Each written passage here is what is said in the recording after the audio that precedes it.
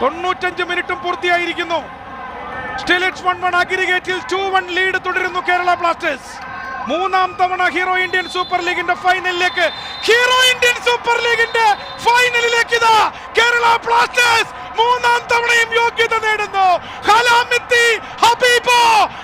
Kerala Blasters Ivan Vukomanovic once again